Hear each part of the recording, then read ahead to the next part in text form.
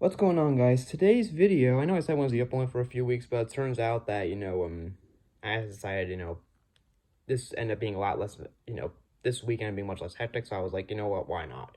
So today I'm gonna be doing, this is a video I've been looking to do for a little while now. It's gonna be top 10 movies that are rated too high in Rotten Tomatoes. Now, just trying to be clear on what this is. This is not a top 10 best or worst countdown, because there are some movies I actually think are, most of the movies on this list I think are total dog shit, but there are some that are not, that are actually pretty good. I just think they're rated a little bit too high.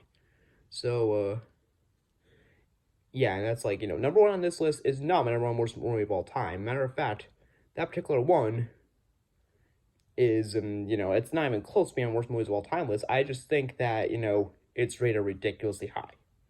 Like, like for most people, like, don't know what Rotten Tomatoes is. I'm sure most people who know movies probably know what it is, but it's like one of the most well-known movie-based websites, and that's typically most people, including my go-to for, like, looking at how movies are rated before I watch them. So yeah, now obviously, the higher the score, the better. The lower the score, the worse.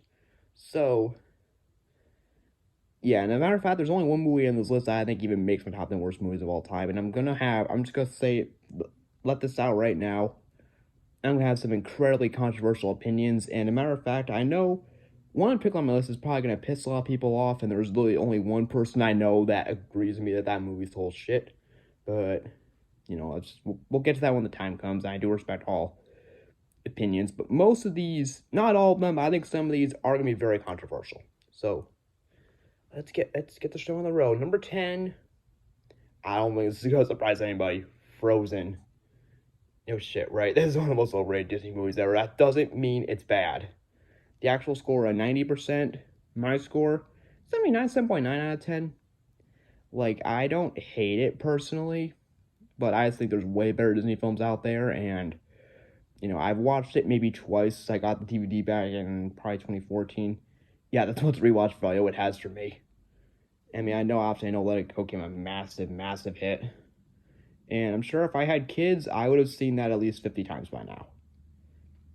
And not a bad movie, but it doesn't deserve a 90, I think. Like a 79, 78 is 7.8 to 7.9 out of 10. That's about what I would give it. So yeah, that's not a bad score at all, but I definitely think there's superior Disney movies out there. Number 9, Toy Story 4. Now, this is the last movie that I think is actually good on the list. Everything else I think is kind of ass. But we'll just get to all that when the time comes. Toy Story 4 has a 97% on Rotten Tomatoes. That's kind of ridiculous in my opinion.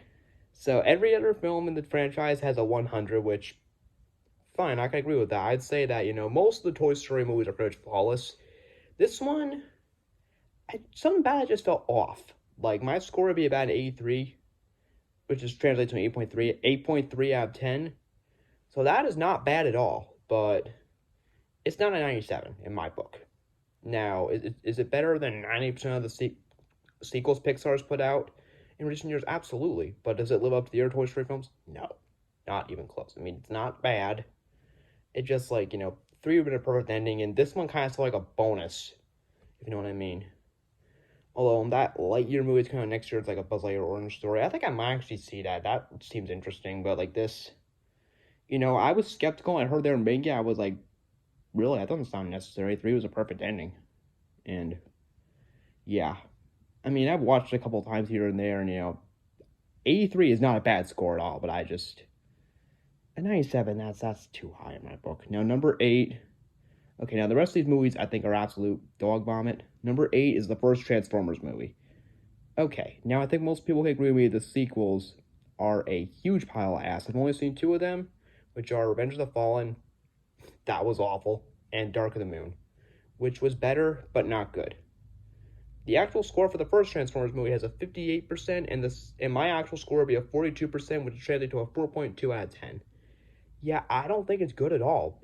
It has the same issues as the other ones, shaky cam, just boring action scenes, and it's just like, it's just very, and it even has some racist jokes. I'm not going to say anything, but even just like I'm watching it, like, it feels very unexciting. The trailers made it look like it was going to be absolutely epic, and it was not.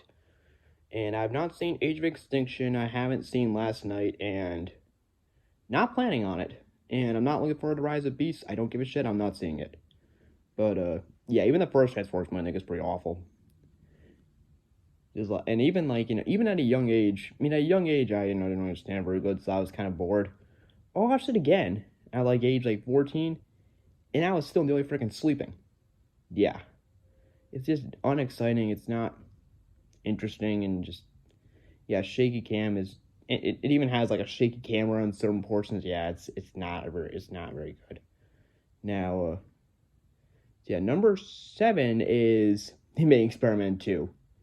How the score it does is freaking mind blowing. Let me just like say that it's not a very good score as is. However, I know many people with the same opinion as me that this movie is a huge pile of dog shit. Its actual score is a 58.1%. My score would be a 37, and that's being generous. This is awful. Like, honestly, like, I think I had Batman Forever as number 10 on my top 10 worst movies of all time list. Honestly, that's really neck and neck with this. It could really go either way. It would make no difference. That's like, this is freaking awful. Like, it makes Spider-Man 3 look like Spider-Verse. It's like it's had very similar problems to Spider-Man 3. Let's just be fair. The first Amazing Spider-Man wasn't anything special. I'd rate it like a 6.7, 6.8 out of 10, which is, that's not great. I mean, my biggest issue with the first one was that it was very poorly written, and in my opinion, it just felt like a more cheaply done version of, the Sam Raimi one for 2002. But this one was just awful, awful. Like, Jamie Foxx is a good actor, but him as Electro was just embarrassing. Like, when I heard they're playing Electro in this movie, like, oh, that sounds so cool. He was freaking atrocious as Electro. It's my birthday, Spider-Man. Time to pull out my birthday. What the fuck am I watching? Dane DeHaan, also a good actor, but him as Green Goblin was just freaking awful. And it's like, yeah, Willem Dafoe did much better Green Goblin than him, and whoever played Rhino, that was awful too. And Andrew Garfield is an okay Spider-Man, but a terrible Peter Parker. Yeah, it has a 51, like I said, and even that is beyond too high in my book. Now, number 6, Super Mario Bros. Now, a lot of people are like, now this has a 20, and a lot of people are like, that's horrible. It is, but I think it deserves even lower. I'd rate it about 14. I saw that this is the one for 1993. I saw this one for the first time a couple weeks ago. Like, I had watched some clips from it here and there before I watching the film. Like, this looks freaking stupid. I'm not watching this. I got an opportunity a couple weeks ago, and holy shit, it is awful, awful. Like, this might be worse than Batman and Robin. Like, I'd rather sit through, like, the 90s Mortal Kombat movie than sit through this freaking Turtle movie ever again. And just the acting was awful. The sets were awful. I didn't even know what the fuck it's supposed to be. Was this supposed to be a video game, a Mario movie, or and the Goom was like scared. The Goom wasn't this movie. Oh my god, don't get me started. Dennis Hopper as that thing that they call Bowser. That's not Bowser. He wasn't intimidating at all. And just, yeah, this is one of the worst. And it had pretty awful special effects. And yeah, this is one of the worst movies ever made. It's awful. I mean, it had a 15% in 2017, I remember. It went up to 28. How is that possible? They have like a bunch of stone people on the website? That's perfectly possible. You never know. But how it actually doubled in that time kind of mind blows me. And now, number 5 is Hulk 2003. The actual score is a 63. I don't know how, because I know many people have the same opinion as me practically. My score would be a 31. Oh my, I don't even know where to start with this snooze fest of a movie. This is one of the most boring superhero movies I've probably ever watched. Nothing is more boring than I still consider it a piece of shit movie, but it's not on the level of like Fantastic or like Catwoman or anything like that. And the villain in this movie was okay, but there was barely, like, they call this a Hulk movie, and it was actually partly written by Stan Lee, but there's barely any Hulk in it, so what difference does that make? And like the CGI, I was cringing so hard, and like, falling asleep during a superhero movie is not like me. It has to be really freaking boring for that to happen. And it did. I mean, the scenes with the Hulk, smashing everything, that's pretty badass when it does happen, but what difference does it make when there's barely any of it? And, pretty much everything I said in my top 10 worst movies of all time list applies here. Now, it's been a really long time since I've seen this one, and last time I saw it was, I want to say 2015. I was, I was watching TV. I saw one on some random, I think it was some random, I don't know what channel it was on. I saw it was on. I'm like, oh, I'll give it a watch. Yeah, I was really freaking snoring watching this. Number four is SpongeBob movie Sponge Out of Water. Now, you can be shocked to find that I actually hate this movie. It has an 81% on Rotten Tomatoes, which is way too freaking high. My rating would be a 46% or a 4.6 out of 10. Yeah, I didn't think this was good at all. The first one has a 67. Or actually, no, first one has a 68%. How? How is this unoriginal, boring-ass movie have a 14% higher score? It doesn't make sense to me. And the third one, I think, has like a 68. I actually enjoyed that. I know many people didn't, but this was a worse movie in my opinion. This, it feels like a story they've done before. Nearly no originality. It felt very lackluster. It was not funny. It kind of reminded me, there wasn't any dirty humor in it, but it kind of reminded me of the modern day SpongeBob, just how unfunny this was and how lacking it was. And the first Mario movie was great, but this one, I was actually I was skeptical the minute I heard about this. I finally got my chance to watch it maybe 5 years after it came out, and yeah, it was terrible. I honestly, I lower my expectations. With the modern day SpongeBob, I was like, okay, I'm keeping expectations low, and it didn't meet those lower expectations. It was bad. And it's just they made the characters just unlikable in this movie. At least, some of them. Some of them kind of were anyway, but, even, the other ones, Patrick's even stupider than ever in this movie, and, yeah, it's... I don't know too many people that hate this movie, but I'm certainly one of them. Number 3 is Lion King 1.5. Now, let me say, I think all Disney directed sequels are complete dog shit, at least the ones I've seen. I haven't seen that many of them, but this is one of the worst. Oh my god. The actual score is a 78%. Nuh-uh. My score is a 36 for this one. Yeah, that's 1% lower than Animated Experiment, too. Yeah, this is just an insult to the original Lion King. It's not funny.